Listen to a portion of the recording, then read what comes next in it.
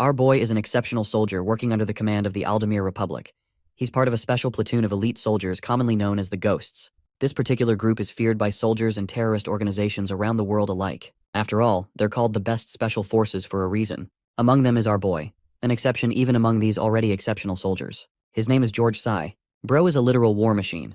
He can crunch numbers on the battlefield like numbers on an abacus. His name alone makes people shudder with apprehension. That's also why he's been given a nickname that perfectly fits his personality, known as Mr. War. His exploits earned him not only admirers but enemies too.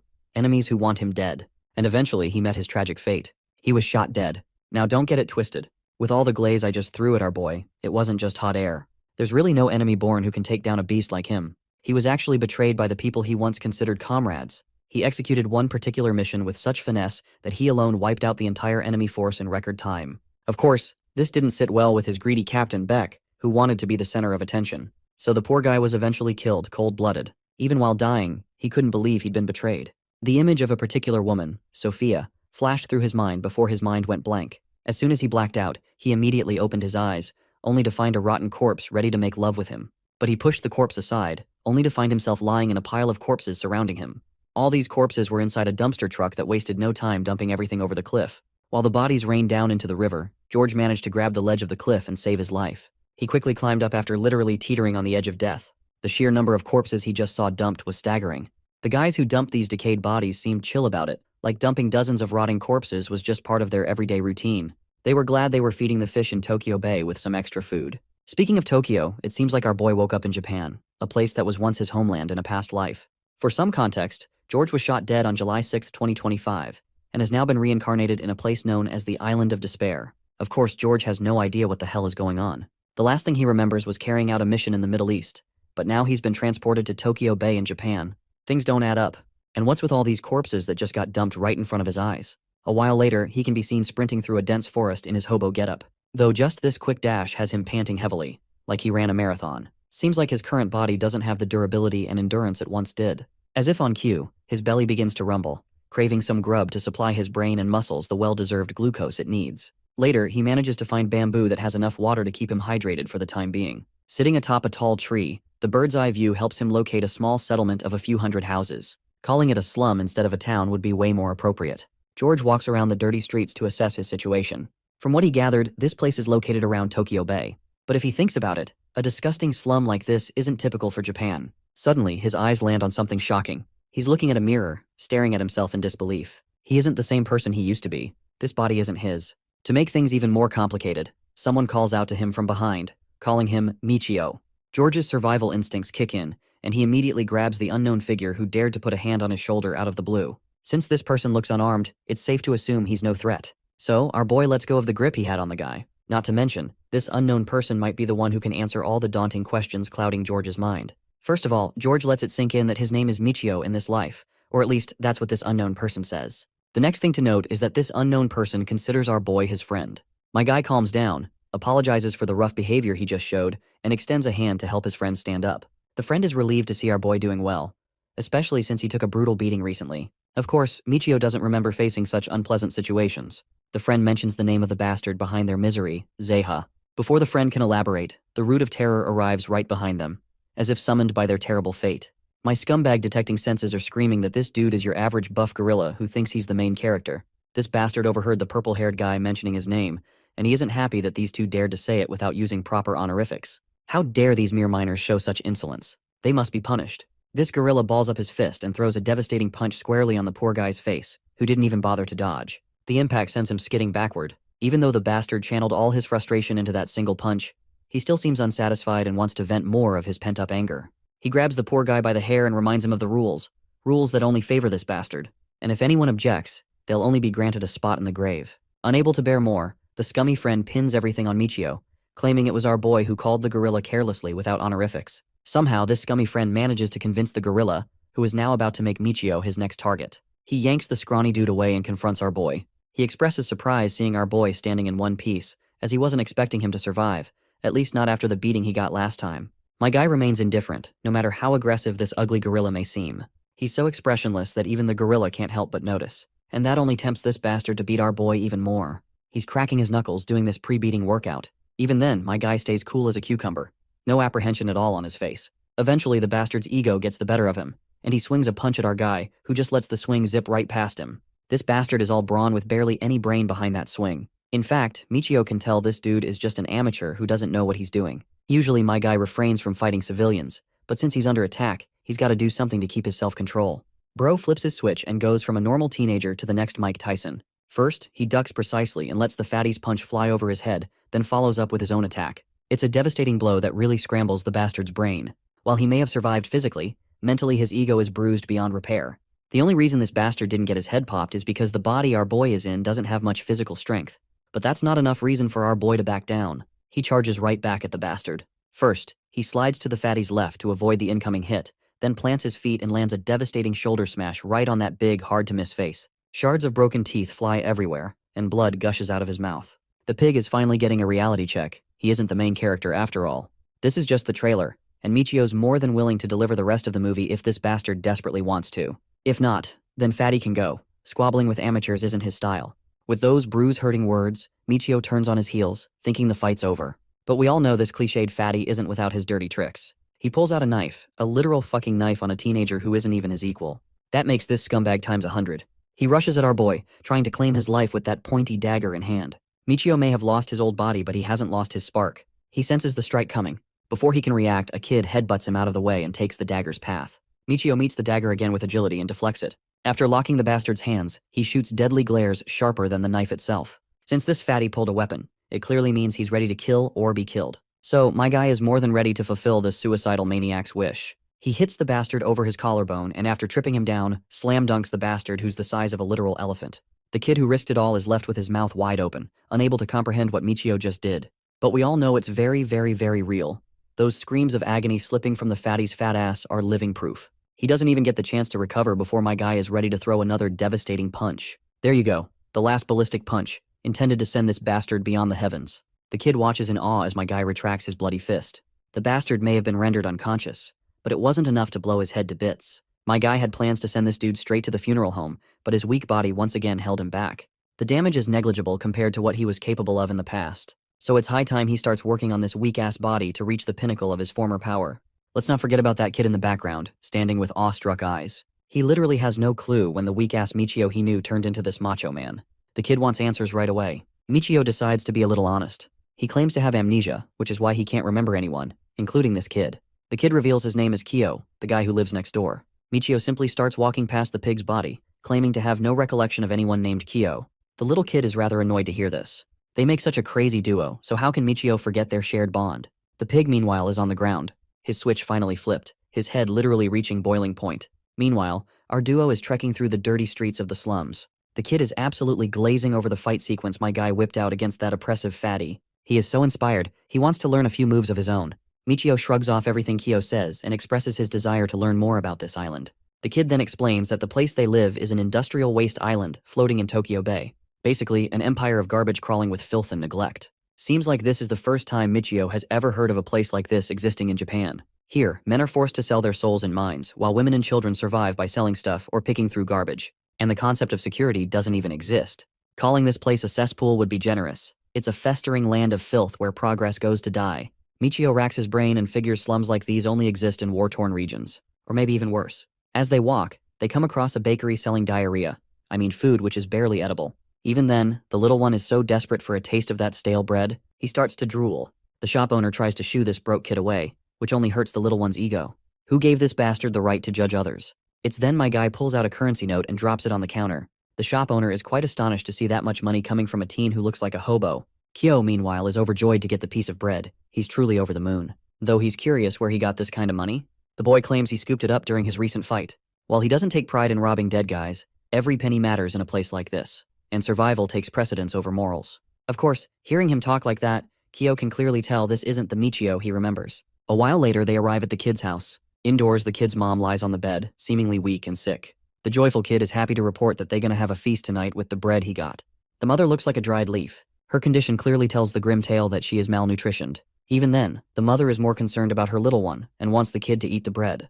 The doting boy assures his doting mother that he's already well fed, so this is all for her to eat. When the mother insists, the little one reassures her again and tells her to go ahead and eat it. A smile spreads across our boy's face seeing such a heartfelt moment. But soon trouble follows. Michio is trying his best to open the front door, but it seems stuck. The fire has started spreading through the house, and if they don't escape, they'll be the perfect meal for Mother Nature. Their crib has been set ablaze by miners working under the command of that same pig who seems to want even more beating, as if one round wasn't enough. He thinks the world revolves around him and won't sit idle until he gets his revenge. The poor mother and son are trapped inside the crib while the fire spreads faster than the boomer parents forwarding WhatsApp conspiracy theories. Meanwhile, our boy is trying his hardest to shred the door and jump to the other side, but no matter how hard he pushes, all efforts fail. His soldier instincts scream that this is an elaborate ambush. The enemy has sealed the door from outside.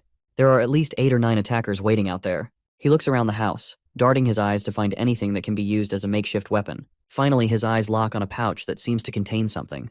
Grabbing the pouch, my guy rushes out and blows the door open with a single kick. Even the guys reinforcing the gate are flung away like trash bags.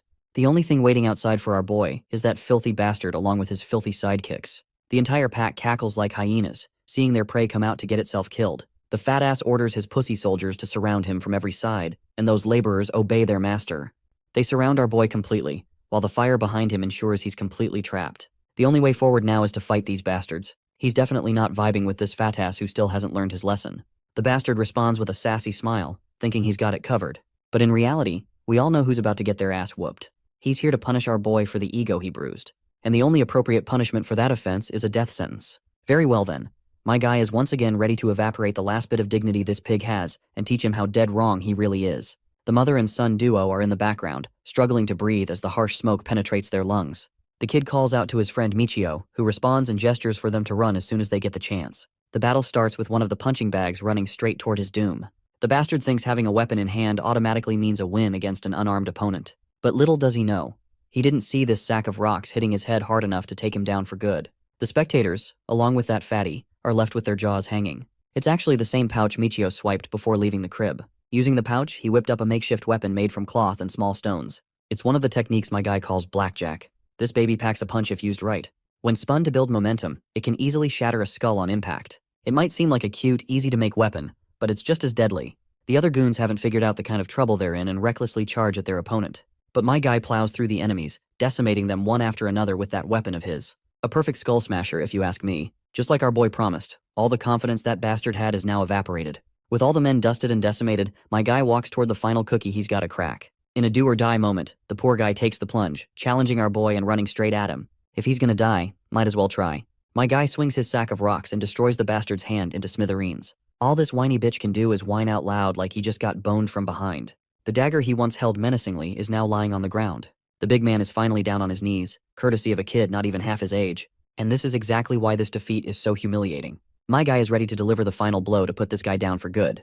But the big guy turns into a whiny mess, begging to be spared. All the begging goes down the drain when Michio swings that sack of rocks again, ready to finish him off. Fortunately for the bastard, that little boy rushes in and stops Michio before he can do what he was about to do. The kid pleads, spewing righteous bullshit about how killing is unethical, as if our boy doesn't already know that. But Michio doesn't listen to the kid's jibber-jabber. He keeps swinging it round and round to build momentum.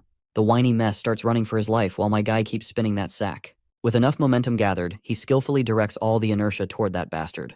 Luckily, that devastating blow misses and instead knocks down a nearby tree. Crazy that bro literally knocked down a tree with that explosive hit. Now imagine what could have happened to the fatty's ass if the hit had landed. I really want to see his ass flying with bits and pieces. Even my guy was hoping for the same, and now he's disappointed he missed.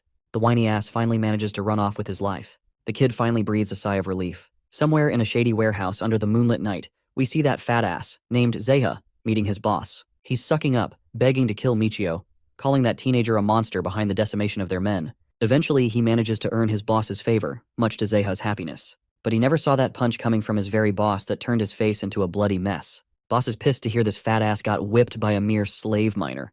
This is an offense he can't tolerate, and this fatty must be punished. And the punishment will be execution level. Fatty starts crying, knowing full well what's coming. The boss keeps raining punches, his fists laced with brass knuckles. After turning the poor guy's face into an unrecognizable mess, he finally stops. His pet dog also gets a taste of the blood of his master's last victim. I say Fatty is the last victim because the boss already has his sights set on our boy, and we all know how that's gonna end. Later, we cut back to the rundown house that belongs to Michio, where the kid and his sick mother are calling it a night. The kid feels the weight of it all. So much effort he put into building that place, and now it's down the drain. He feels helpless, clueless about what to do in this hopeless situation. The sick mother doesn't want to be a burden by staying in Michio's crib, but the boy is pretty chill with that. After all, this is a deal. Not like he's doing them a favor out of a melting heart. They give him info about the island, how it operates, where the food and other supplies are stored, any other key information that might come in handy against the bastards ruling this place. He wants to know everything, even the tiniest detail. Kyo, meanwhile, is fed up with the indifferent expression and soulless tone Michio's been rocking lately. The kid's lid is totally flipped. My guy, on the other hand, thinks this isn't how Kyo should be acting toward a total stranger. Kyo understands that his friend lost his memories but doesn't get how his entire personality changed. Is there a glitch in the Matrix? Internally, Michio syncs with what that kid is saying. Back in his previous life, he was a soldier shot dead by his own allies. He's sure someone senior was behind his assassination, likely Captain Beck. With all that happened, he isn't ready to sit idle in these slums. He will escape this filth hole for sure and exact revenge against every last one of the traitors who killed him.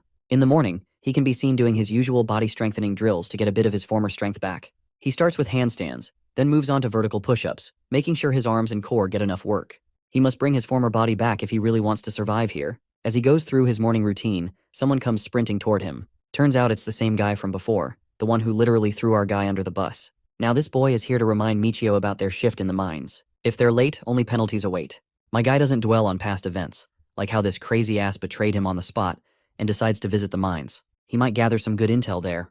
In the underground mines, all the miners stand in double file under the command of their boss. Among them is our boy and a few of those goons he beat pretty hard yesterday. They start shaking when they spot our boy and the crew. Michio doesn't take long to recognize who these guys are. The boss finally bellows with an urgent announcement. Zeha, supervisor in charge of Team G, is dead. This news hits like a wrecking train, shocking everyone, especially Zeha's former lackeys.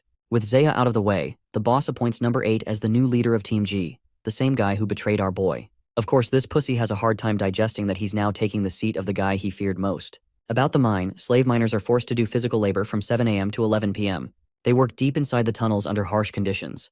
The brutal, unforgiving workplace causes many health problems, especially for people in their 40s. It's hard for them to keep up. So more often than not, they get penalized for working slow or just taking an impromptu break. Either way, you earn a beating. Thankfully, this time they have number 8 as site supervisor, a whiny and untrusting guy, but kind-hearted. His name is Masa, and he gives his fellow workers enough encouragement to lighten their mood. He doesn't just support one teammate but visits everyone, offering words of encouragement. Seems like this guy isn't so bad after all. Even Michio is glad to see this. Out of the blue, the boss of the mining camp starts yelling at the workers. He aggressively pushes Masa away and steps forward. For all he cares, he hates people who act soft and all pooky. This is a place where only real men are needed. Just as the poor miner is about to get an unnecessary beating, my guy throws his pickaxe right at the bastard's feet and pretends his hand slipped. He immediately apologizes, though aggressively. Not that this apology is enough to satisfy the rabid bastard who's getting cocky just because he got a senior post. As he's ready to throw down with our boy, the big cheese himself arrives, much to this bastard's dismay. The boss has overheard everything and wants his lackey to fight the big guy instead. By the way, his name is Kusanagi. Everyone in the mine panics seeing the big cheese show up. The cocky sucker who used to terrorize every worker now feels terrorized himself. He would never dare fight his master. Disappointed, Kusanagi balls up his fist and throws a devastating punch to his lackey's head. The others are losing their minds, while Michio takes note of the skills this man has. Kusanagi precisely targets pressure points and knocks his opponent out. With the lackey down, the bastard is ready to fight the next guy. Since the only reason he came here was to fight our boy, he takes this chance and tries to drag Michio into a duel. But Michio has a strict rule against fighting without reason. Of course, Kusanagi isn't backing down, not until he exchanges a few fists with our boy. So, the bastard lunges at Michio, who in response quickly gets into stance, ready to fight on such short notice. The blonde brute has been meaning to weed out the rat who gave his underling a beatdown. In response, our boy quickly throws up his hands to protect himself. The lunging Kusanagi unleashes a flurry of blows, hammering down on Michio's defenses. Each attack is heavy, forceful, and hard to defend against. Even those watching, like Masa and his group, are fully convinced that Kusanagi will kill him at this rate.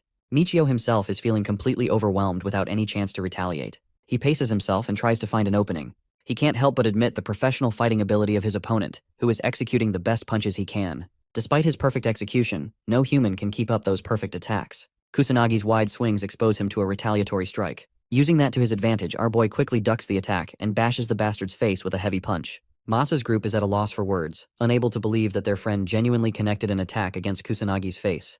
But things were too good to be true, because even after exploiting the opening, our boy's punch failed to connect. The blonde fucker caught it, and he's actually impressed to come across an opponent who can hold his own. Bro wants to keep on fighting, when suddenly, a loud voice commands them to quiet down. Upon sight of Director Akichi, the miners quickly kneel down in respect. They show him supreme respect, while he's out here trying to carry Aizen's aura. Michio now finally knows about the man responsible for governing things around on the island. The director appears to be annoyed at Kusanagi's actions, believing that they'll keep on losing slaves if he keeps beating them to death. He even threatens to report the situation to the blood-pact Marcus if he doesn't stop.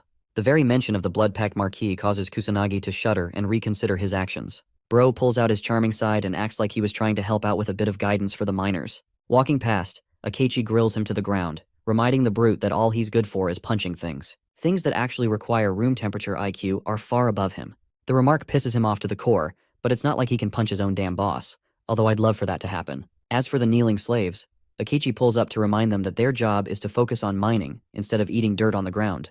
To him, they're nothing more than sub-tier humans, and their only use is to keep on mining to the day they die. The scene cuts to their lunch break. Eating his food, Michio is utterly depressed because of how cold and tasteless it is. His co-workers dread the taste and feel jealous of the supervisors, who always appear to have excellent meals. The slaves beg for a day where they can experience a tasty lunchbox like theirs. While Michio's busy eating, his buddies are complaining. Surprisingly, Masa turns up to our boy, offering him a taste of the exquisite lunch he received. Since he's a supervisor, he's included among the people who can experience the joy of good food, and he wants to share it with Michio. However, our boy sharply rejects the offer, shocking Masa to his core. No one would refuse food like that, but the reason our boy refused is actually related to his personality. He doesn't like to owe anyone a favor. Hearing that, Masa decides to sit right next to him, explaining that it's not about owing someone a favor, but rather, it's his idea of apologizing. Remember when Zeiha was beating him up? He pinned the blame on Michio and accused him of the act. That's why this is his way of redeeming himself, and he can't go on thinking that he betrayed someone. Realizing that Masa is actually a good guy, our boy smiles and decides to play along. He takes one piece of chicken and puts it in his mouth, believing that it should make up for one lie. But that's as far as he's willing to go with Masa's lunch. And while Masa is busy admiring Michio's actions, his houndish friends pounce on him from the back, begging to have the meal after our boy's refusal. Deciding to give up, Masa shares one piece with both of them, showing his consideration for his men. Their break is short as a superior comes along and roars at them for enjoying themselves too much. He orders them to quickly return to their posts and carry on working. Experiencing a proper workday, Michio realizes that these slaves are practically worthless in the eyes of their superiors. They do an incredible amount of work without proper food or breaks. The effects of having such a rigorous schedule takes a toll, as one of the men topples down, having reached his limit. A concerned Masa quickly comes over to check on his condition, hoping to help the man. But that's when one of his superiors comes along, ordering him to move aside. Then, he kicks the man's body, flipping him over to check his pulse. Unfortunately, the outcome is cold and merciless. The man is dead, and without even offering him a prayer, the superior roars at Group G to quickly dump their fallen comrade. This is the life that these guys are living. Masa's body quivers as he weeps genuine tears for a fallen human. He doesn't want Michio to burn himself to death like this guy. But what good will his advice do? The managers didn't care and still forced the miners to experience intense physical labor. That's right, not even the death of their own teammate can allow them a window to catch their breaths. Michio comes to grips with reality. This is the one place on Earth where human life is worth less than garbage. At long last, the excruciating day comes to an end with the manager ringing the bell. Masa can barely hold his own body together and celebrates the sight of completion. Michio, on the other hand, appears unbothered, like he didn't even go to work yet. Bro is literally built differently. He tells his friend that he's used to experiencing this kind of physical strain so it doesn't bother him. But Masa can't believe it. He's starting to question if Michi is even human at this point. The manager roars at them to stop their pointless conversation. By the way, at the end of every day, the workers are forced to strip. And in their naked and exhausted state, they're told to walk upstairs without stopping. The manager pushes them beyond their comfort and ensures that there isn't any kind of theft by inspecting their bodies. By the way, this also means checking their bums, because apparently a thief is willing to go that far. With the inspection finished, they're brought to the surface. Here, the Group G9 is stationed to get paid. For one day's work, they're paid a measly 1,000 yen, 16 excruciating hours for just this. But to the slaves? This pay is like experiencing $1 million in their bank account. One guy is acting so sus with it, I'm worried he'll marry the bill. Michio is disgusted and shocked at the state of these slaves, who are taking great joy in such distasteful conditions. Suddenly, the slaves experience true happiness, while Michio fails to understand their reactions. They're bouncing around like idiots at the sight of the smiley sale venue. The seller is a beautiful young woman who is here to sell them a flat 20% discount to appreciate their hard work. Of course, our boy didn't even know that a mining appreciation day even existed, but he's rather stunned to see all of his coworkers running around like animals just to get their sale. The same guy from earlier orders a beer and a bag of chips, cutting his wage by 1/3. But not just that, he also succumbs to his greed and takes a squid snack. Just like him, the rest of the slaves start going crazy, causing the lady to tell them to quiet down. The slaves quickly get drunk on beer, experiencing a rare joy that they'd never be able to feel otherwise. While some others try to refrain from spending all of their money, there are also people who spend the entire amount in one day. Witnessing the sight of these people delighting in short pleasures, wasting all of their money, has Michio questioning their behavior again. Even though they were being treated like dog shit a moment ago, these same slaves suddenly feel at the top of the world right now. Masa comes along and regrets being envious of others, while our boy learns that he actually doesn't spend a thing. Even though he also wants to experience happiness like his coworkers, Masa's fixated on a proper goal. He's gonna purchase the Paraiso Pass, and that requires some serious saving. Intrigued, Michio quickly asks him about information on the pass. Masa realizes that his friend over here quickly forgot about what they were promised on the day they arrived on the island. Back then, they were dubbed as slaves who would be forced to work obscene amounts of hours and be treated worse than animals. At the same time, they were given one last shred of hope. If any of the slaves managed to save up 1 million yen, they would be given the chance to purchase the Paraiso Pass, allowing them permanent freedom from the island.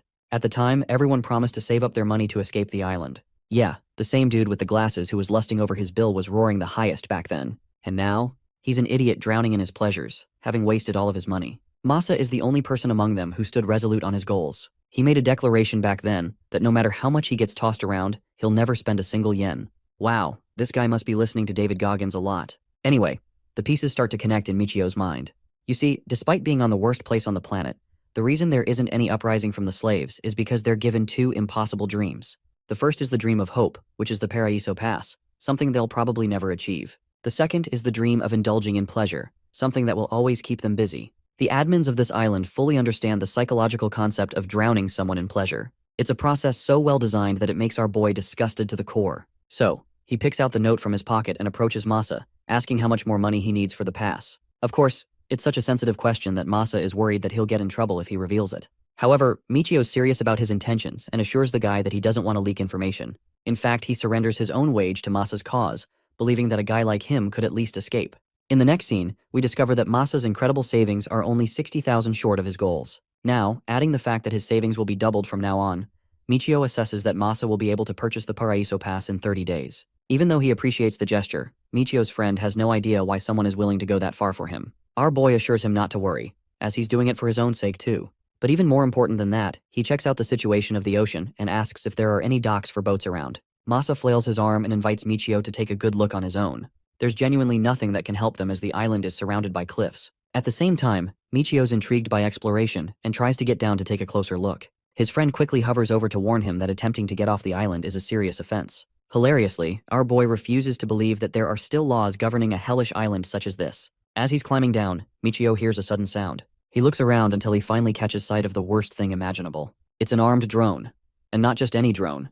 This thing is military grade of the highest caliber. Quickly, Michio tries climbing back up, while his friend fails to comprehend why a drone popped out of nowhere. The moment Michio climbs back up, he roars at Masa to start fucking running. The idiot has doubts, but then a bullet grazes his face, making him realize that our boy really isn't messing around. Both of them start running like their life depends on it. Mace is out here screaming at the top of his lungs while our boy is hilariously telling him to keep his mouth shut. The drone fires a barrage of bullets, but in typical main character fashion, they all happen to miss. Michio takes a peek at the drone, and quickly identifies its exact model as the SG Nemesis version 1. This machine fixates on a moving target and doesn't stop until the target is executed. The thing won't stop chasing you even if you somehow stole Andrew Tate's Bugatti and ran with it. Nicknamed the Mad Pursuer, this drone is such a murder machine that it made hardened soldiers on the battlefield tremble in fear. Our boy realizes that they can't keep running forever, so he changes direction and leads the drone into a dead end. Even Masa thinks it's a bad idea, but the best he can do right now is rely on Michio's plan. Sprinting full speed, they force the drone to follow them by also changing directions and heading into the thick forest.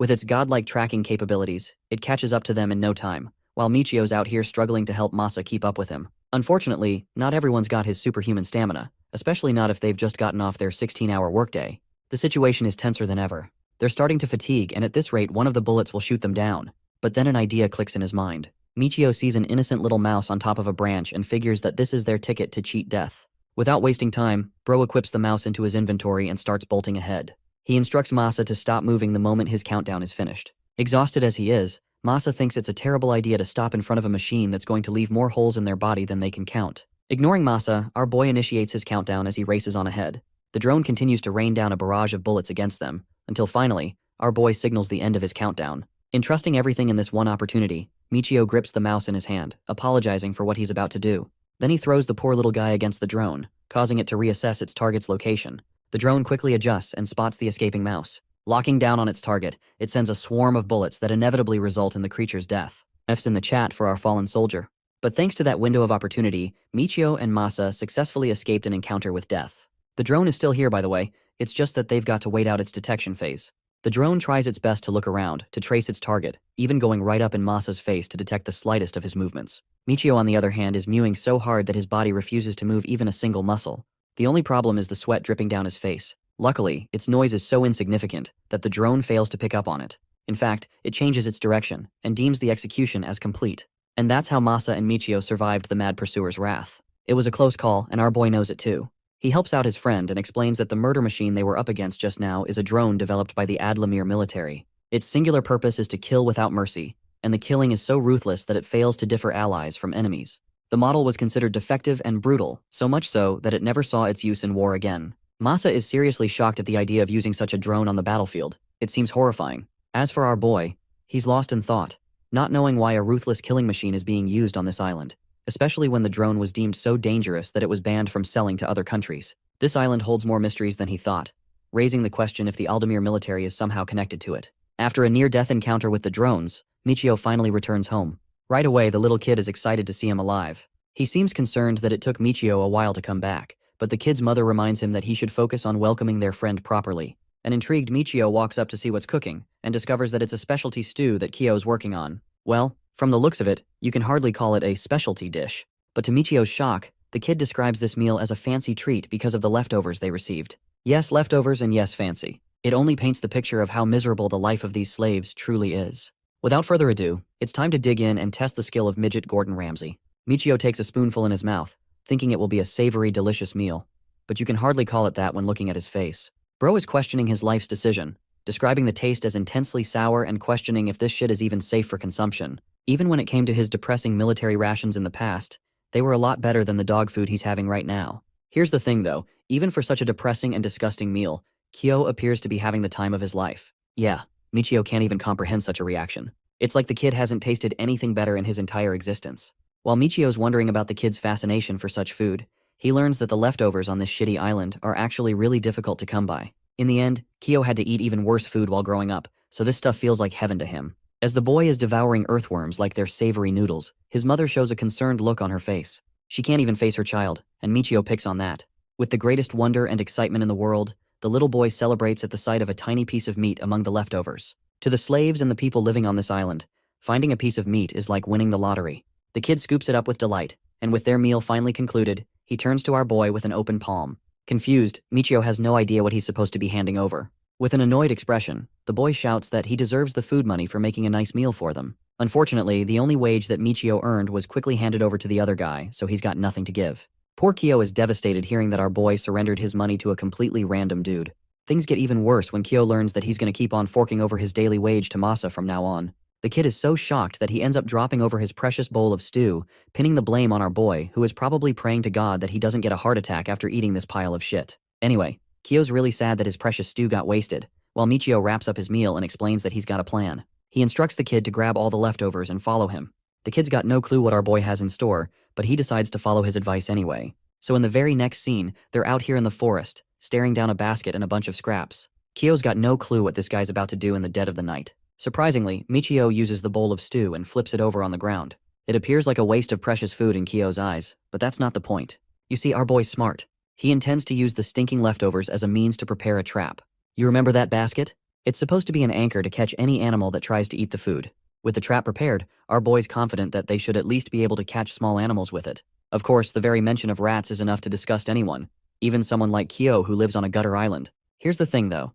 Michio explains that sewer rats are known for carrying diseases, but those found in the wild are a whole different story. They're an excellent source of protein to be used in the time of need. Also, he's totally fine with catching something else if Kyo's uninterested in eating rats. Michio invites the kid on a longer walk. Some time passes, and the kid's curiosity begins to bother him. He wonders if they're planning to set up more traps to catch prey. It doesn't make sense to set any traps in thicker parts of the forest in Kyo's eyes. However, the hardened soldier understands the importance of such overgrown thickets. You see, animals generally feel much safer in places where they can find easy cover. Speaking of which, Kyo's eyes are bewildered in shock when he spots Michio's trap. It has actually caught hold of a bird, thanks to a simple bait trap. With this little guy in sight, Michio thinks they've got enough to give them a nice dinner for the night. Kyo's eyes radiate in joy as he agrees with Michio's suggestion. Let's switch perspectives and check out what's up with the admin building of the mining site. Assessing their output, the Akechi learns that they churned out nearly 650 tons when it came to mining. However, 9 slaves died in the process because of exhaustion.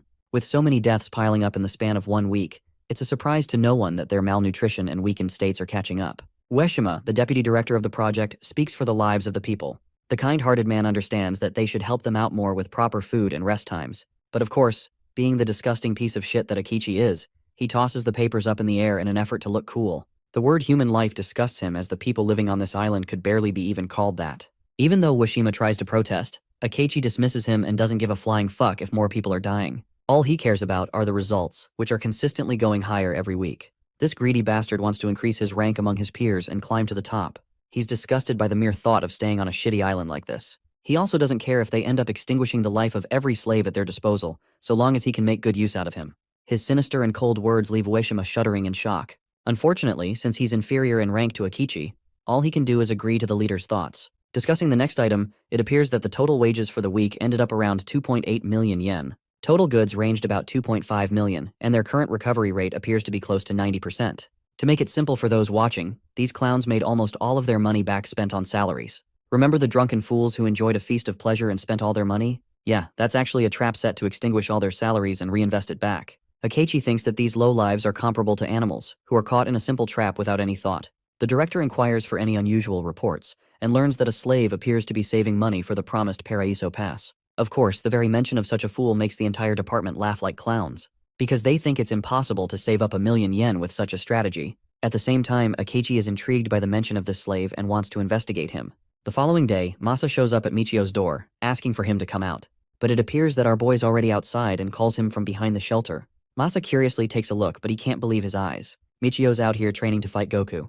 This man is looking ripped as hell, even on an island where they barely give you any food to survive. Without halting his training, he asks what Masa wants from him. Completely stunned by what he's doing, Masa explains that he actually came here so they can go to work together. But he's at a loss for words right now. Michio stops his training and explains that he's trying to strengthen his weak body. After all, if he's going to have to accomplish his goals, he certainly needs to have the strength to catch up to his previous level so he can kill the bastards who betrayed him. Of course, Masa doesn't know a thing about Michio's past life, and simply thinks of our boy as a weirdo for training just before a hellish workday. Hearing their chatter gets Kyo to come out as well. He's just woken up and glances at the man in front of him. Masa quickly introduces himself as Michio's co-worker at the mining site. Unfortunately, the name Masa gets the little kid all riled up because Michio's been handing all of his money to him. Kyo demands his wages to be returned at once, stating that they were going to use that money to buy food. The poor kid expresses their misery as they never have enough money to make their bellies full. Kyo's expression leaves Masa's memories to flush in his head, remembering a time where his little sister Yui felt hungry. Masa would cook for her and care for her, and the little girl was fond of her older brother's dishes. The memory of him making bread rusks for Yui, the joy he felt while making them. Masa wants to experience all of that again. So, he takes a knee to Kyo and apologizes for taking Michio's money. Notice how he isn't scolding a child or trying to explain in terms only adults would understand? This is called emotional intelligence. To color a new experience for Kyo, he tells the boy that he'll bring a gift next time so they can forget this moment. Though a bit frustrated, Kyo's okay with accepting the gift, as long as it's worth some good money. While they're having a laugh, our boy puts on his shirt to welcome the hellish workday ahead. In the next scene, they're in the mines. The slaves are working inhumanly hard, leaving some of them to the brink of exhaustion. In fact, Masa notices Haida's perilous state and signals his other friend Ishizuka to cover for his position. Ishizuka quickly hops over to Haida's heavy sack. He insists on holding up his side of work while he can get some rest. Masa's impressive leadership quality is actually noticed by the director himself. The workers drop to a face of shock, unable to believe that Akechi himself has come to meet them. The director is genuinely impressed by Masa's concern for the well-being of his co-workers. The rumors about his competence appear to be true. Meanwhile, Masa's out here questioning how a mere insect like him has become a sudden interest of the director. Akechi explains that Masa's ability to generate high-quality output for his team, always managing properly without any violence, has been noticed in the eyes of the admin group. The guy is out here quivering in shock, before lowering his body to thank the director for his kind words. Akechi smiles. Something tells me that his evil ass is plotting something. The director tells Masa that he actually came to give the young man a special bonus for showing such competence. Being rewarded for your hard work is uncommon amongst the workers, so Masa's genuinely taken off guard, while Akechi believes that a reward might boost his motivation to work. In the background, Ueshima appears disgusted for some reason, signaling that something terrible is about to happen. Even our boy Michio is sharply observing the scene play out. The cunning director explains that in order to receive such a reward, they should talk someplace safe, since this mine is full of malicious people who can steal his reward. And with those words, he lures Masa out, imploring him to come with them to a safer location. Quickly seeking Michio's guidance, he tells our boy that at this rate, he really might achieve his dream of acquiring the Paraiso Pass. However, our boy's senses are on sharp alert. He wants Masa to stay sharp on his toes because something about the situation seems sketchy. Of course, overtaken by the excitement of the reward, Masa thinks it's gonna be fine, that it's a sign of good luck and a blessing for hard work. And so, he quickly bolts off to catch up with Akechi's group. Before leaving, Kusanagi addresses Michio by his name as a smile creeps up on his face. He gives our boy a malicious smile, questioning if he's worried that something's gonna happen to his friend. Kusanagi ends up telling Michio that they're gonna use Masa's place for a gathering. In the next scene, that's exactly what ends up happening. The innocent guy brings Akechi's group back to his place, embarrassed to invite his buddies in a shit stain of a place. The director counters and argues that a closed room is ideal for their conversation. Yeah, I'm starting to see some major death flags. F's in the chat for Masa. Anyway, he quickly welcomes them inside, once again apologizing for his uncomfortable and dirty home. With an expression full of joy, he tells his guests to make themselves comfortable while he whips up some tea for the group to enjoy. But that's when it happens. The cruel director's mask finally slips, as he reveals his disgust for the filthy place. Before Masa can even process what's going on, Akechi signals his men to search every last inch of his home. His men quickly trash everything for any signs of money, while Masa is helpless to stop them. The poor guy ends up eating a powerful punch in the gut at the hands of Kusanagi, leaving him vomiting on the ground just to catch his breath. Next, a guy mounts on top of his back, restraining both of his arms. Poor Masa's misery reaches a new low, as he fails to understand what's going on. Aizen wannabe over here does the cliché glasses pose and shares Masa's intention of buying the Paraiso pass. The director wants him to reveal where he's hiding all of his precious money. The poor guy is at a loss for words, until the brutal director grabs him by his hair, treating him like he's subhuman, as he drills it into Masa's head that he doesn't like wasting time. The merciless Akechi assures him that if he doesn't reveal the location of the money, he'll lose more than just his cash. Poor Masa realizes that the special bonus bullshit has been a lie all this time, while the director feels disgusted by his low IQ. Reduced to tears in a pathetic state, Masa pleads for mercy, stating that he doesn't have any money to his name as he's just a slave. However, Akechi doesn't like wasting his time and bitch slaps him into the ground. With the slave refusing to comply, the director orders his men to execute the next phase of the operation. A pliers gripped in his hand, the man approaches the defenseless Masa, who is terrified for his life. The man shoves the tool right in his mouth, fixating its grip on his frontal incisor teeth. Mercilessly, the man starts pulling his tooth while Masa grovels in pain and tears, begging for them to stop. The psychotic director ignores his cries and orders his men to finish it. The result? A tooth pain comparable to your average visit at the dentist's office. Blood spews out of his mouth as Masa loses his mind in shock and agony. The director reminds the slave of his position and what he said earlier. If Masa had simply given up the location, he wouldn't have had to endure such torture. But it doesn't end here. Akechi is more than thrilled to do it again if Masa refuses to talk, with every refusal resulting in the slave losing another part of himself. In the next scene, we get to see the sight of the workers who have just concluded their workday for a break. They're talking about Masa and how he and the director vanished off for a long time. While some are speculating that the chief of the operation has taken a real liking to their friend, our boy isn't so sure. He sees the deputy director Washima returning to them, but with a look of disappointment and sadness on him. Curious about what happened to his friend, Michio asks for Masa's condition. The deputy director does his best to feign ignorance, acting like he doesn't know shit. But Michio bites back, countering that he knows these guys are scheming something behind the scenes. Washima wasn't expecting to get confronted and put on the spot, but for Michio's safety, he lets the guy with a piece of advice. He doesn't want him to investigate deeper if he values his own safety. The advice frustrates our boy, but unfortunately there's not much he can do in this situation. And so in the next scene we realize that Masa's brutalizing torture still hasn't ended. No, he's lost most of his teeth and can't even say a thing without wailing in pain. Seeing him grovel in the dirt, Akechi advises the slave to stop resisting, or else he'll never be able to eat the same way again. Mouthing what little words he can in his pathetic state, Masa roars once more. He doesn't have any money, so he can't say anything. His persistent attitude pisses off the director even more, forcing him to prolong the torture. Masa loses yet another tooth. But here's the absolutely terrifying part. This time, his captors push the same sharp tooth right up into his gums, causing a searing amount of pain. Having placed the tooth back into where it was, Akechi smiles. The bastard's probably thinking he's being nice about it too. The director's methods of torture appear to be clear. He's going to make sure the slave loses all of his teeth, and then he's going to make his men plant them back inside. This psychopath sings to the tune of extraction and reimplantation as Masa continues to lose his teeth, before them being shoved back again in agonizing manner. They've made a complete mess of his mouth, with no mercy or plans of stopping in sight. Truly, he was dealing with the most abominable humans on the planet, the ones that took great enjoyment in the suffering of others. The same song continues as the director takes great ecstasy, which is tragically contrasted by Masa's terrifying screams. With yet another session of torture concluded, the director wonders if the slave has finally diced it to change his mind about the money. Masa's face rests among his chipped teeth. The only thing comforting this young man are the sweet memories of his sister. That freedom, that joy, that future is the reason he has held on for so long. In fact, he plans to keep going, promising never to give up, because Masa is willing to do everything to get off this shitty island. Back at home, his little sister Yui had some medical problems, requiring surgery. The surgery was a success, but it left his sister sad for her brother's money. Masa didn't let her feel a thing, and told her he'd gotten a new job, and that he was going to make sure to earn a lot for her sake. And that's why, despite being at the lowest point of his life, having suffered an unfathomable pain at the hands of his captors, Masa refuses to give up. He doesn't want his sister to be all alone. I have to stop and admit one thing. Masa has just become my favorite character, even more than Michio. What an incredible guy. The director's starting to reach his limit. He can't believe that a mere slave is out here putting up a fight and still acting tough in the situation he's in. In response, Masa still doesn't budge and maintains his story. He has no money. Akechi is starting to run out of options until Kusanagi decides that it's a good idea to step in. The first thing this meathead does is kick his own men. Even the director is shocked by Kusanagi's sudden move. The blonde brute thinks that their current tactics are failing them and that it's time to switch strategies. Before Akechi can even ask what he wants, Kusanagi grabs the whimpering slave and admits that he's actually quite proud of Masa's spirit. Proud as he may be, this man quickly comes up with a Haymaker 9000 and delivers it right into Mesa's guts, literally shattering his ribs. Spewing out blood in yet another wave of unimaginable pain, Masa is groveling to catch his breath.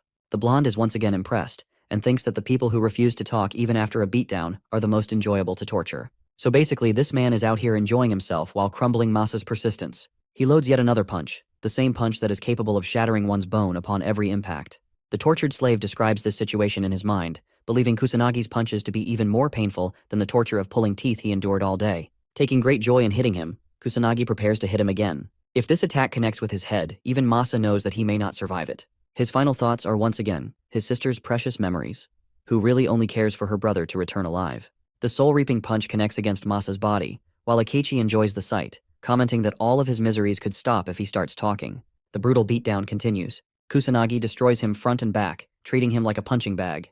Masa's torture is copuled with his sister's beloved face. He's sent flying with every punch and still refusing to talk. The director's composure is starting to crack. He roars at the slave to just reveal the damn location of the money. Despite all the hell he's endured, Masa still doesn't fall. He maintains his stance, there is no money. What a guy. Akechi's done with the torture and gives full permission to the meathead to end his life. Taking great delight, the guy loads a monstrous punch as the scene cuts off. While this is happening, Michio is blitzing full speed to catch up to his friend's place, clearly worried after his conversation with the deputy director.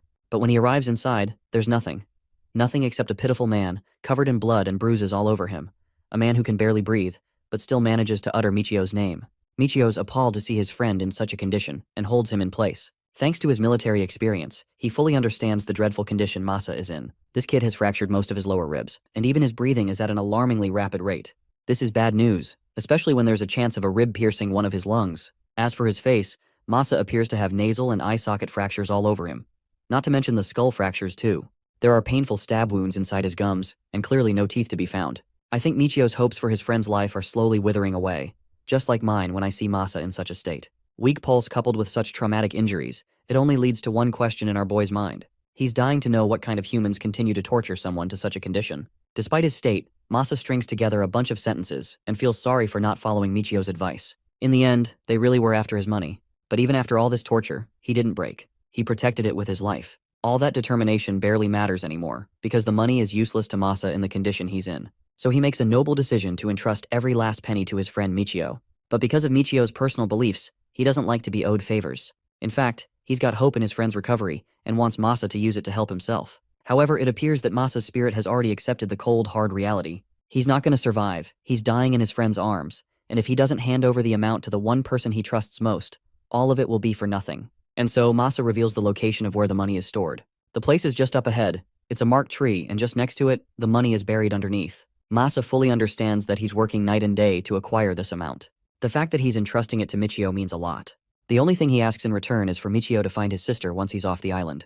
The mention of a sister surprises our boy. Even in death, Masa can't help but rejoice in the memories he shared with her, of how she cut up her favorite skirt just to give her brother a present for working so hard. I can hardly imagine anyone smiling after the torture Masa went through, but he still happens to experience happiness, knowing that Michio will find her and help her. However, our boy doesn't feel certain in his chances, and thinks that it's a promise far above him. Masa succumbs to dread and screams at him in denial, begging and pleading with him to take care of Yui Honjo, his one and only dear sister. And when he finally meets up with her, Masa wants Michio to deliver a message, that her older brother never forgot about her even in his final moments. Saying those words, Masa's body goes limp, his spirit breaks, and he goes off to eternal rest.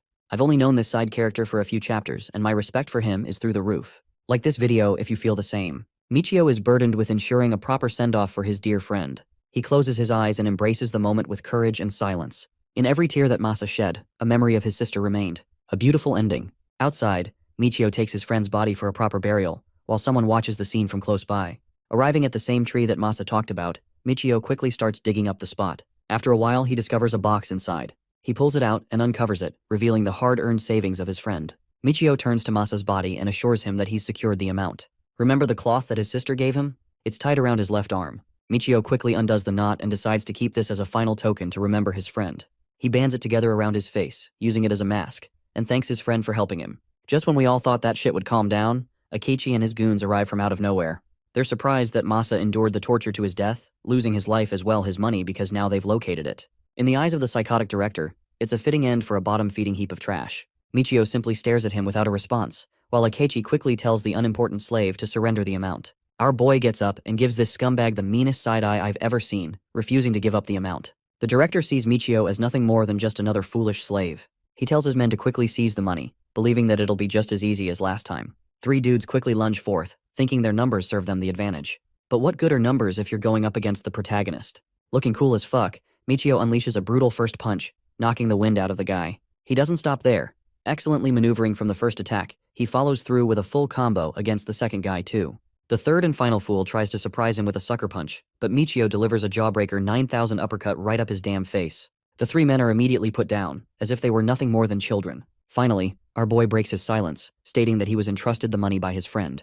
The war funds will be used for his own objectives, and if anyone dares to steal it from him, he'll make sure to annihilate them. The director thinks his men are useless and decides to bring a gun to a fight with hands. This man thinks the answer to every problem is a Glock, and yes, I know he's not holding a Glock in this scene, but you get the point. Michio is alarmed at the sight of the weapon. As fast as he is, he can't exactly uppercut a bullet. But thanks to the blonde brute's ego, Kusanagi steps in, believing that it's not worth it to use a bullet. It seems like he's giving good advice to the director, when really, all this man wants is a chance to finish their fight from the first time. Bro wants to square up at every opportunity. Send this dude's address to Goku. Michio doesn't feel intimidated, while the director orders Kusanagi to wrap things up quickly. Both fighters get into fighting stance. I'll be Captain Obvious and say that our boy's clearly outclassed when it comes to size and strength here. Kusanagi knows that and lunges forth like a predator locking in on his target. The fight starts off with Michio blocking and deflecting his blows, sustaining minimal damage. From this small exchange, he has acquired insight into Kusanagi's fight style. He's got the skills of a professional boxer, and he even takes his time to compliment our boy's impressive footwork. At the same time, Kusanagi believes that one can only dodge for so long. But what he doesn't know is that Michio has ultra instinct to spam infinite dodging, because he does exactly that and connects a powerful punch against the dude's liver. Initially, it seems like the attack did some serious damage, but this story portrays the concept of size and strength perfectly, because the blonde over here feels nothing even after the attack. A liver blow is no joke, and yet Kusanagi is out here acting like it barely even tickled him, proving that Michio's seriously gonna have to up his game in order to defeat him. In response, Kusanagi hammers away a solid punch, and his attack literally sends our boy flying back. It's such a brutal blow that it takes a second for Michio to maintain his stance afterwards. Adding in Akechi's commentary, he thinks that a cat can only dodge so much against a tiger. Despite the shit talk, Michio goes back into the ring and offers a barrage of punches to strike Kusanagi down. His impressive punches and speed are enough to astonish the director, but then again, this level of strength isn't going to be enough to take down a monstrous opponent like Kusanagi. Speaking of which, the guy readies yet another powerful punch, alerting our boy to block with both his arms. The strike connects and, devastatingly enough, launches Michio into the air again. Once more, he's had to regain his stance. But only this time, our boy's standing at the edge of the cliff. If he falls from this height, death is guaranteed. Kusanagi rages on, believing that dodging won't do much to help the slave. But Michio uses his insane battle IQ and waits for the punch. Then, he lets the punch glide just past him, using that brief window to launch a brutal hook against his opponent's face, obliterating at least 20 brain cells with the attack. The attack connects and genuinely leaves Kusanagi dazed after the impact. His body may be sturdy, but the human head can only endure so much physical trauma. Michio's first successful punch may have started to shift the tide of battle. However, Kusanagi instead takes great joy that he's being pushed around for once. He's viewing this battle as an actual fight. Both of them re-enter their fighting stances and gloriously prepare for another exchange. The blonde notices his opponent's counter-stance position, and this time, he's ready for it. So when he throws a punch, he actually stops it right before Michio's face. This is actually called a feint, and Kusanagi excellently uses it to his advantage to prepare his real attack, a kick.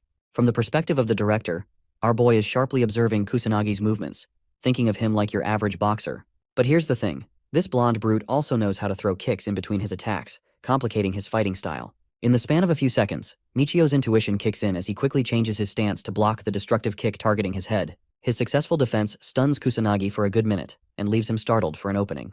Our boy tackles him down using this opportunity, seizing the ground. Seeing Kusanagi overwhelmed and overtaken like this has stunned the director's very soul. Even the brute himself is at a loss for words. It's as if Michio read his intention to create a feint and use a kick from the beginning. While he's manhandling a guy twice his size, Michio explains that he could read the subtle difference in his lower body stance, indicating to him that his opponent is used to kicking as well. And with that nugget of explanation, Michio elbows the shit out of his face, leaving a sizzling pain in Kusanagi's face. This guy's basically done for as Michio prepares yet another elbow to end the fight.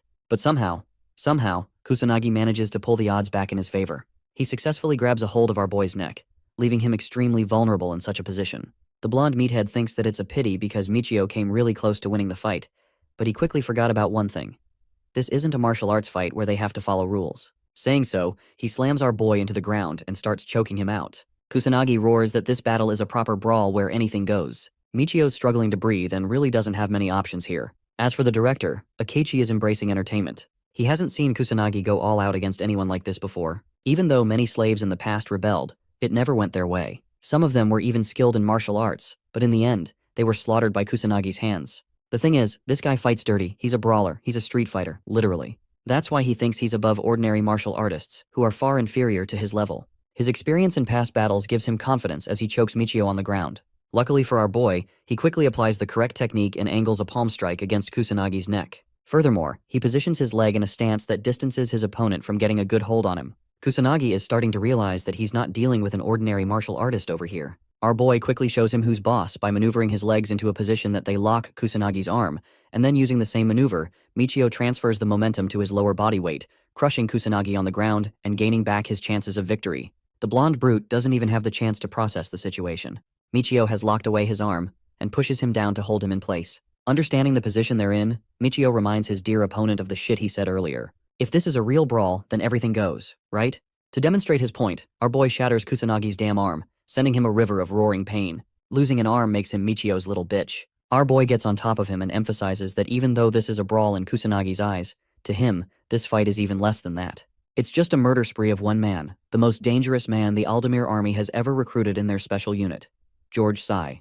He had a record for having an unmatched combat ability, so his fights could hardly be called a brawl. Kusanagi doesn't know any of this. He's just intrigued by what a mere slave has to offer. Applying a dirty tactic, he uses his fingers and aims right for Michio's eyes. Responding to a dirty tactic with a dirty attempt of his own, Michio smashes his head against the force of the fingers, immediately breaking them and giving Kusanagi another painful experience. The thing about Michio is that in his past life, all he's ever known is a battle between life and death as a soldier. He's a killing machine who doesn't have any restraint. In fact, even now he goes for a full hammer thrust of his elbow, aiming to crush Kusanagi's head. Luckily for Kusanagi, he was able to evade it in time, but the same damn elbow didn't have any form of hesitation behind it. It even left a dent in the ground, making the brawler question who the hell he's up against. Any ordinary man would have hesitated before the act of taking a life. But Michio? A mere slave is appearing to show no signs of hesitation. It's like a regular Tuesday for him. He doesn't even care or show emotion. He's literally being John Wick about it and thinks it's just another kill.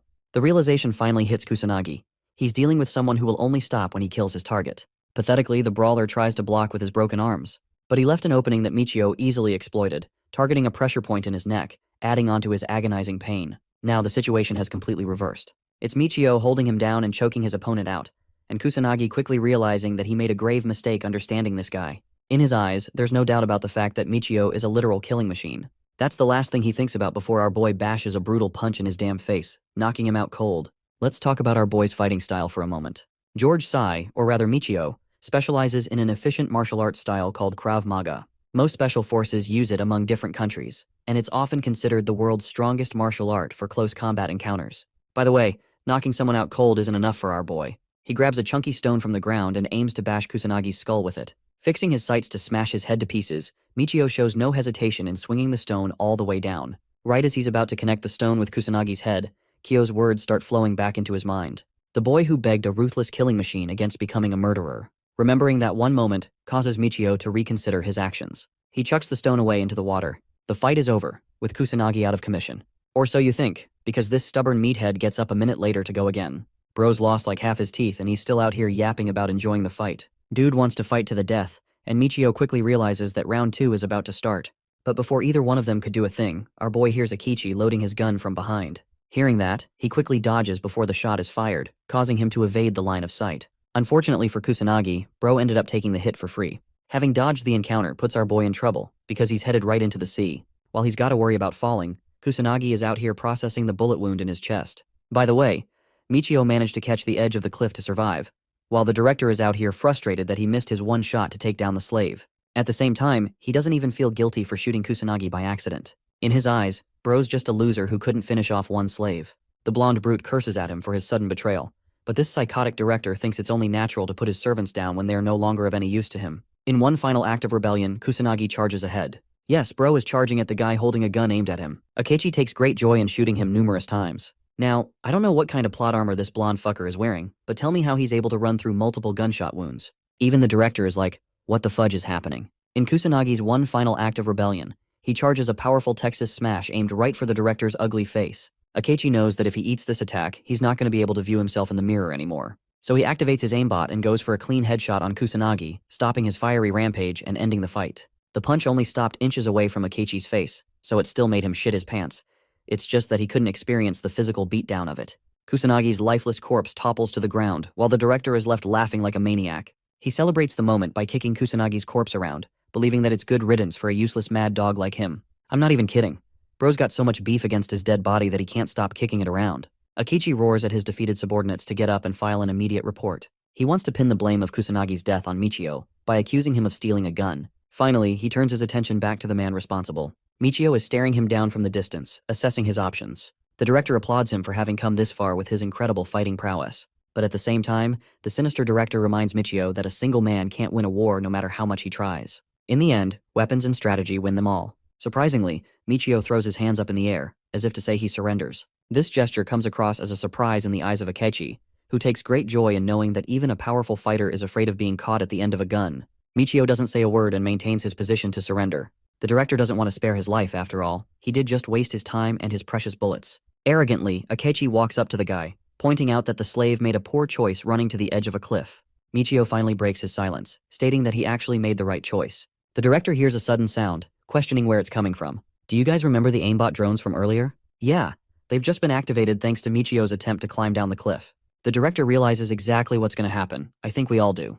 Before any of the director's men could understand the situation, they were immediately shot dead. One guy falls to the ground, leaving Akechi to realize he's about to get his world rocked by the drone. Their despairing faces are a sight to see, especially in front of a machine who doesn't give a damn what you are when it's locked its targets down. Two of the other men start running in the opposite direction, thinking that it'll be enough to save their lives. But the drone catches onto their motion and locks down in pursuit mode. Now, it won't stop until it has achieved its one singular objective: target elimination. Let's take over Michio's thoughts for a moment. He reflects that the mad pursuer is notorious for hunting down anything that moves and eliminates without a second thought. The same happens as both of the guys are shot dead in a satisfying manner. The director, who still has a gun aimed at Michio's head, is practically shivering in sight. Our boy understands that this bastard Akechi has yet to move even a muscle. This is because he knows about drones, more specifically the drone model Mad Pursuer. This puts both of them in a standstill. If either of them tries to flee, the drone will annihilate them.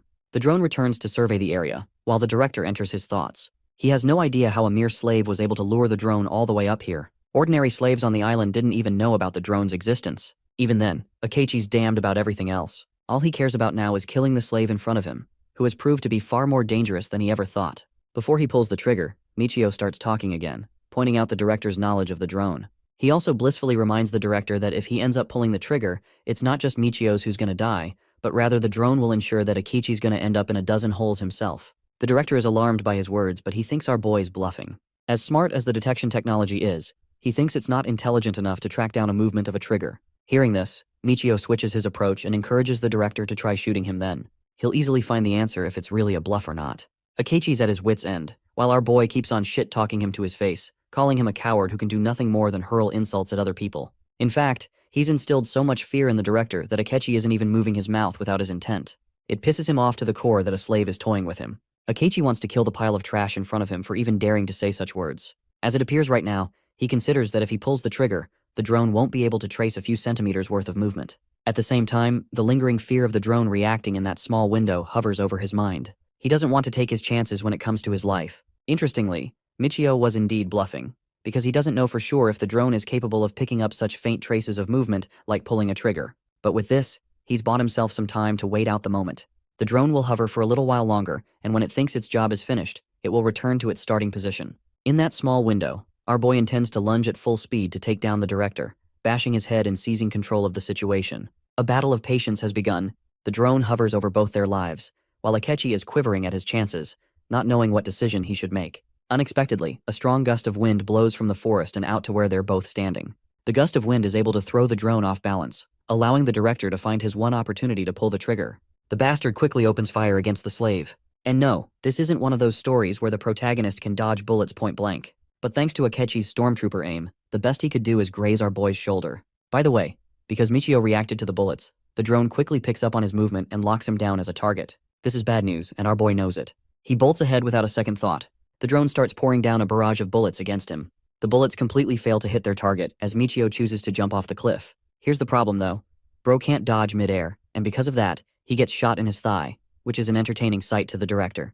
The final scene appears to be one of defeat. Our boy's body is falling from the cliff. He has no defense, and he's been shot twice in one go. As he's falling down, Michio pulls one last maneuver and reorients his body midair, allowing him to stick a landing into the sea with both his feet. Michio may have fallen into the water, but this damn drone doesn't stop there either. Bro's out for blood and starts shooting down into the sea. The bullets luckily fail to connect with their target, but it still doesn't change the fact that our boy's terribly injured. Using this chance to escape, he maneuvers deeper into the water, causing the drone to think that it completed its target execution. Saying those words, the drone returns to its initial position, where Akechi is waiting with a gun in his hand. He's not stupid enough to pick a fight with the drone, so he goes over to check the cliff and realizes that the slave met his demise. The sight of victory amuses him, as he revels in his own glory. Bro's out here laughing like he's seen a skit from Trevor Wallace or Matt Rife. Back to our boy, Michio emerges from the water, realizing that the drone is gone as well as the director. With his immediate threats eliminated, the threat of his injuries replaces them. He's got a bad leg bleeding out in the water. Realizing that the bullet is actually still inside his leg, he quickly uses the cloth from his mask to stop the bleeding. The next step is to get the wound treated quickly. So, bleeding out while swimming as best he can, he approaches the cliff. But suddenly, he hears something. A fucking megalodon is out here to take this man's life. The giant-ass shark is about to slaughter him in half, but luckily he's able to avoid his demise. The realization hits him. Remember the blood? It lured the shark all the way here. In this brief moment, Michio understood the true danger he was in. He wasn't just facing any shark, he was facing the supreme predator of the ocean, the reason why the movie Jaws even exists, the great white shark. A beast with a dynamic build, made to kill and travel at incredible speeds. The same shark whose bite force is far beyond a pressure force of 1 ton. And that same creature is out here trying to eat our main character. Michio avoids becoming dinner for the shark with another dodge, though I'm not sure why he bothered glazing its speed if he can avoid it so easily. Though he avoided the bite, the shark's tail still manages to whip him with an incredible force, causing him to lose his breath in the water. Not just that, the shark quickly adjusts its trajectory for a second chance to strike. Michio goes up to reclaim his breath, and it's here that he sees a faint shadow of the great white quickly growing bigger and bigger. Understanding that he's about to get attacked from below, Michio seizes the initiative and goes into the water. He extends his arms flat and starts aura farming in a T-pose. This is actually an excellent strategy by our boy. You see, sharks love to ambush their prey, but in this case, our boy is making it loud and clear with his manly T-pose that he's noticed the ugly-toothed killing machine of the ocean. I can't even believe I'm saying this, but this man really just stunned the shark for a minute with his move. At the same time, his bleeding leg causes more problems for him, encouraging the shark to strike. Michio's entire strategy is shattered the second the shark catches the scent of his blood. Right now he's extremely vulnerable, but this man refuses to go down. He's already locking down on the shark's vital points, realizing that the only chance he's got right here is to attack the creature's vulnerable nose. As the monstrous shark opens its jaw to deliver a crushing bite, the indomitable human spirit is determined to fight on. Targeting the Lorenzini's organ of the great white, Michio manages to connect a forceful punch on the creature's nose. For a moment, he really thinks that his strategy worked. But unfortunately, it blows up in his damn face as the shark tackles his body with a crushing force. Michio is pushed out of the water, realizing that he's utterly outmatched when it comes to the difference between their physique. Bro is fighting a great white shark without any weapons while being injured. It's like he's experiencing life at Elden Ring difficulty. Anyway, Michio reclaims his breath again, worried as hell that the shark might still be hovering around to attack him. And yeah, it's about to do just that, this time taking advantage of Michio's blind spot. The giant shark opens its jaw to devour him, while the injured human barely manages to evade the bite. That's the good news at least. But here's the bad news. His shirt got stuck in its jaw, forcing him to get dragged alongside it. The monstrous shark pulls him all the way down, while Michio admits that even the peak of human strength is nothing compared to the might of an aquatic apex predator. Even though our boy put up a really good fight, he succumbs to despair as his body is ragdolled into the deeper sea.